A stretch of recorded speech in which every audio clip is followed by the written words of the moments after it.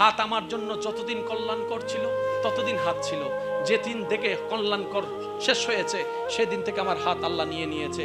আমার দেহটা আমার রবের, সুবহানাল্লাহর আওয়াজ একটু জোরে বলতে হবে। আমার দেহে যে চোখ আছে, চোখটা আমার রবের, আলোটা আমার রবের, হাতটা আমার রবের, আঙ্গুলটা আমার রবের, পাটা আমার রবের, শরীরটা আমার রবের, ব্রেনটা আমার রবের, আমার যা আছে সব তো রবের। আমার বলতে তো কিছু নাই, আপত্তি করব কিভাবে? তাই সর্বদা শুকরিয়া আদায় করেছি। তো ইউনুস নবী ওনার কথা শুনে বললেন, সত্যি তুমি আল্লাহর সবচেয়ে প্রিয় বান্দা। এখন বলেন ওনার ভিতর গুণ কোনটা ছিল? ধৈর্য এবং শুকরিয়া। আর একটু জোরে বলেন, ধৈর্য এবং, ভাই এই দুইটা জিনিসকে নিজের জীবনে বন্ধু বানান, আল্লাহ আপনাকে এমন শানওয়ালা জায়গায় পৌঁছায় দিবেন আপনি কল্পনা করতে পারবেন না। আচ্ছা, ইমাম হোসেন যে কারবালার ময়দানে শাহাদত বরণ করেছেন, এই কোয়াকে এত কম বেশি সবারই জানা। নবী রহমতুল্লিল আলামিনকে আল্লাহ আগে থেকে জানাই দিয়েছেন। উনি কি একবারও দোয়া করেছেন আল্লাহ কাহিনী পাল্টাই দাও?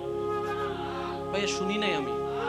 নবী রহমতুল্লিল আলামিন চাইলে বলতে পারতেন আল্লাহ ইমাম হোসেনের কাহিনীটা একটু সহজ করে দাও, বলেন নাই। আম্মা জান ফাতেমা বলেন নাই, মৌলা আলী শেরফুদা বলেন নাই, ইমাম হাসান বলেন নাই। কেন বলেন নাই? কারণ নবীজি রহমতুল্লিল আলামিন বলে আল্লাহর সবচেয়ে পছন্দের গুণের নাম ধৈর্য।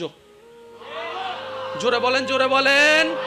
আর মনে রাখবেন একটা কথা, আল্লাহ যাদেরকে ভালোবাসে বেশি এবং যাদেরকে ভালোবাসতে চায় তাদেরকে আল্লাহ বিপদে ফেলেন, মুসিবতে ফেলেন, কষ্টে ফেলেন। পারিবারিক কষ্ট, সামাজিক কষ্ট, শারীরিক কষ্ট, স্বামীর কষ্ট, বউয়ের কষ্ট, চাচার কষ্ট, বাবার কষ্ট, অর্থনৈতিক কষ্ট, ব্যবসার কষ্ট। যখনই দেখবেন কোন ইমানদার ইমান থাকা সত্ত্বেও কষ্ট আসতে শুরু হয়েছে, তাহলে বুঝে দিবেন আল্লাহ আপনার গুনাহগুলোকে পবিত্র করতে চাচ্ছেন, আপনার এই কষ্ট দিয়ে গুনাহ মাফ করে দিবে, আপনার দরজাকে বুলন্দ করে দেওয়ার চেষ্টা। সেজন্য কোনোদিন বুঝেন না বুঝেন, পক্ষে হোক বিপক্ষে হোক, মনে করেন আপনি একটা জিনিস চাইলেন একরকম, হয়েছে আরেক রকম, আপনি মনকে স্থির করে এতটুকু বলবেন, আমি যেটা চেয়েছি সেটা আমার চাওয়া, আমার তরণ, আর যেটা হয়েছে সেটা আল্লাহর চাওয়া। সুতরাং বান্দা হিসেবে আল্লাহর চাওয়ার উপর সন্তুষ্টি থাকাই বান্দার কাজ। আমার মন মতো হোক না হোক, আমার আল্লাহ যেমন চেয়েছেন তেমন হয়েছে। আর একটু জোরে বলা যাবে সুবহানাল্লাহ। জীবন নিয়ে কোনো আপত্তি, জোরে আজকে বলেন একটু জোরে বলেন, জীবন নিয়ে কোনো আপত্তি, জীবন নিয়ে কোনো আফসোস, জীবন নিয়ে কোনো দুঃখ, আল্লাহ যেভাবে রেখে খুশি আমরা সেভাবে আজকে থেকে খুশি। শেষ একটা কথা বলে আমি বিদায় নিব। 5 ওয়াক্ত নামাজ সবাই আমরা জানি, কিন্তু পড়ি না কেন? ওই ঘরের মধ্যে আমার ভাই একজন আমাকে এই বিষয়টা স্মরণ করিয়ে দিয়েছেন। তো আমি একটা কথা বলেছিলাম যে 5 ওয়াক্ত নামাজ ফরজ সবাই জানি, 5 ওয়াক্ত নামাজ ফরজ সবাই বুঝি নাই, যার কারণে প্রেম হয় নাই। আর যারা নামাজ বুঝছে তারা 5 ওয়াক্ত পরে পরে, নফলও পড়ে, ইশরাকও পড়ে, তাহাজ্জুদও পড়ে, সিজদায় গেলে মাথাও তোলে। সুবহানাল্লাহ, জোরে বলেন না সুবহানাল্লাহ। এবার ওনাকে জিজ্ঞেস করেন, ও ভাই, ও হুজুর, ও আল্লামা, ও মাওলানা, ও ভাই, ও দাদা, আমি 5 ওয়াক্ত পড়ি না, শুধু শুক্রবারে হই ফেলি, তার কেনা জোর হয় না, শুক্রবারে। আর আপনি দেখি প্রত্যেকদিন 5 ওয়াক্ত পড়েন, তাহাজ্জুদও পড়েন, ব্যাপার কি? তখন সেই দাদা বলে, আরে সিজদার মজাটা একবার পেয়ে দেখ না, সিজদার মজাটা একবার পেয়ে দেখ। কপাল তুলতে ইচ্ছে হবে না, কপাল তুলতে ইচ্ছে হবে না। আমরা পাই না কেন জানেন? আমরা সব জায়গায় শুধু তাড়াহুড়া করি। অজু বানাবার সময় না কি রো ভাই, 5G এর ঢাকা 5G দিবেন কোন জায়গায়? যেখানে দেখতেছেন একটা বেগানা নারী যাচ্ছে, আপনি চার দোকানে বসে আছেন অথবা হাঁটছেন, আপনি সেই জায়গায় যদি সেকেন্ডে 2 কদম হাঁটেন, সেই জায়গায় আপনি সেকেন্ডে 4 কদম হাঁটবেন। এই জায়গায় না 5G?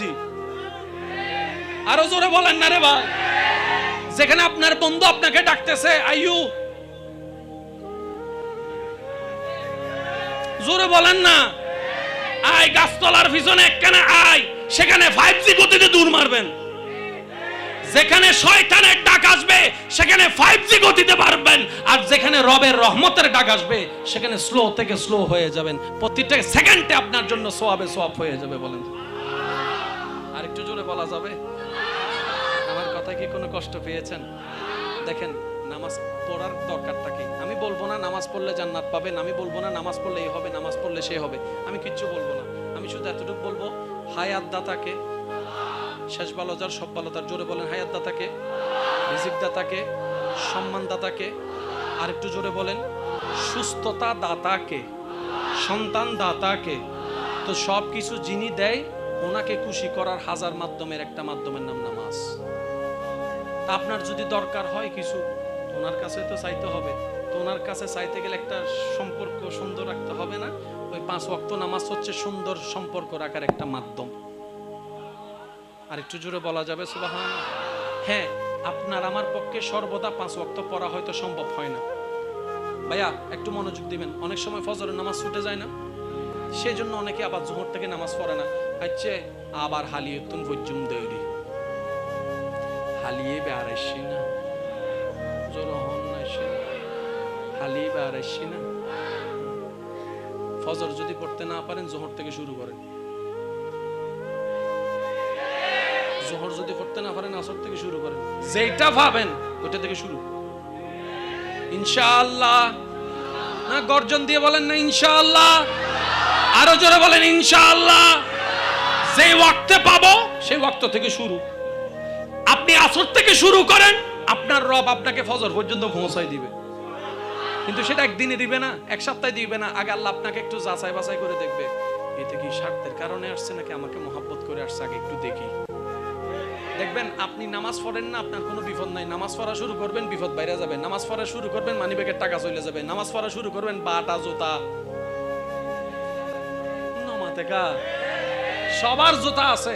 যে প্রথম ভালো হইতে গেছে নামাজ পড়তে, তার জুতাই তো শয়তান মনে মনে প্রশ্ন ঢুকাই দেয়, এতদিন নামাজ না পড়া যায় বাটা জুতা আসিল, এ নামাজ পড়তে গিয়েছে দেখো যা জুতা গিয়ে গুদে মাথন না ভাই, মাথন না। অনেক সময় দেখবেন যতদিন খারাপ আছিলাম এমনি এমনি কিছু হয় নাই, আজ এ ভালো হইতাম গেই তো বেগুন আর দোষ মনে গিয়ে। আমি বলি যে না, এগুলো আল্লাহ আপনাকে পরীক্ষা করতেছে। আপনি শুধু বলবেন যে বাজি তুয়ানক আর জরক, আল্লাহ তোমার লই বসি তো বসি, তোমার মিকে যাই দেখুন। জোরে বলেন না। একদিন, 2 দিন, 1 সপ্তাহ, 1 বছর, 2 বছর আপনি শুধু তাকায় থাকবেন। যেই দিন আল্লাহর খুশি মন হবে, খুশি হবে আপনার উপরে, আল্লাহ পাক জিবরাইলকে বলবে, জিবরাইল আমার বান্দা আমার পরীক্ষায় পাস করছে, আমি আমার অমুক বান্দাকে ভালোবাসি, তুমিও তাকে ভালোবাসো। জিবরাইল এই খবরটা শোনার সাথে, হাদিসের ইবারত, জিবরাইল এই খবরটা শোনার সাথে সাথে আসমানে এসে ফেরেশতাদের মিটিং এ এসে বলে, এই ফেরেশতারা, অমুকের ছেলে অমুককে রব ভালোবাসে, তোমাদের সর্দার জিবরাইল আমিও ভালোবাসি, সুতরাং তোমরাও ভালোবাসো। ওই ফেরেশতারা ওই আল্লাহর ভালোবাসা, জিবরাইলের ভালোবাসা দেখে ওনারাও ভালোবাসতে শুরু করবে আপনাকে, এবং ওই ভালোবাসার খবর দুনিয়ার মানুষের অন্তরে এসে মুমিনদের অন্তরে ফিট করে দিবে, মুমিনরাও আপনাকে ভালোবাসা শুরু করবে। একটা সিস্টেম আছে না নাই? ওই প্রথম কথা যেখান থেকে শুরু করেছি, ইট সিমেন্ট বালু থাকলে ঘর বানানো যায় না। প্রত্যেকটা কিছুর ভাইয়া একটা সিস্টেম, একটা নিয়ম। আল্লাহ পাক আমাদের সবাইকে 5 ওয়াক্ত নামাজ আদায় করার তৌফিক দান করুন। প্রত্যেকটা সিজদা যেন রবকে খুশি করার জন্য দিতে পারি। আর একটু জোরে বলেন না, রব খুশি সব খুশি, রব নারাজ সব নারাজ। এই মাহফিলের একটা সার্থকতা দেখতে চাই। আল্লাহকে খুশি করে কবরে যাওয়ার ইচ্ছা আছে? আল্লাহকে খুশি করার জন্য অন্যের প্রতি রাগ রাখবেন নাকি ক্ষমা করবেন? ভাই একটু জোরে বলেন না। মাইকের আওয়াজ যতটুকু যাচ্ছে, আমার ভাই বোন যদি আমার কথা শুনে থাকেন, আপনারা একটু মনোযোগ দেন। আল্লাহর দিকে তাকাই, এই মুহূর্তে আপনার যত দুশমন আছে, ইচ্ছায় অনিচ্ছায় আপনাকে কষ্ট দিছে, সবাইকে মাফ করে দেন। যারা যারা মন থেকে মাফ করতে পারবেন তারা একবার বলেন আমিন। দুশমনকে মাফ, আমিন বলেন। দুশমনকে মাফ, কথা দিয়ে কষ্ট দিছে তারে মাফ, ব্যবহার দিয়ে কষ্ট দিছে তারে মাফ, জায়গা দিয়ে কষ্ট দিছে তারে মাফ, রাস্তা দিয়ে কষ্ট দিয়েছে তারে মাফ, খাবার দিয়ে কষ্ট দিছে তারে মাফ, হাত দিয়ে কষ্ট দিছে তারে মাফ। যত প্রকার মানুষ আমাকে কষ্ট দিয়েছে, আমাদেরকে কষ্ট দিয়েছে, আল্লাহর দিকে তাকায় সবাইকে মাফ। মন থেকে ইনশাআল্লাহ হাত তুলে দেখেন, হাত তুলে দেখেন। মাফ মাফ মাফ মাফ মাফ মাফ মাফ। এবার হাদিস শরীফ শুনেন। রাসূল বলছেন যে আল্লাহর দিকে তাকায়, আল্লাহর অন্য বান্দাকে মাফ করে, আল্লাহ তাকেও মাফ করে দেয়। সুবহানাল্লাহ। এবার বলেন, আমরা কি আসলে মাফ করছি নাকি মাফ নিছি? আমরা অন্যকে মাফ করে আল্লাহ থেকে নিজের মাফ নিছি। যে হিসাবটা মনে থাকবে ইনশাআল্লাহ। আপনাদের এলাকায় না সব জায়গায় দেখবেন আজকাল বাই বাইয়ের চেহারা দেখে না অনারেন্ডে নাই ভাঙলার কেন এক ভাই আরেক ভাইয়ের চেহারা মিকে নসাই কি হদে এ মইল্লা চেহারা তুই নসাবি আহাতে বক্তা কি হইউ দে দিতে যেন মইল্লা চেহারা নসাই ফোয়া মাইয়ের ডাহিরা হদে ইতে যেন তো চাচা যেন চেহারা নসাই আহাতে বাহ তুই তো বহুত বাহাদুরি হাম করে ফেলি যাইতে লাগবো দে হন্ডে খবরত আসু দে হন্ডে দুনিয়াত তো দুনিয়ার নিয়ম তার খবরত নচলে ইবে আলাদা এ তুই আর চেহারা নসাইস আজীব ব্যাপার শুনুন ভাই মারা গেলে ভাইয়ের চেহারায় যাবে জানাজায় যাবে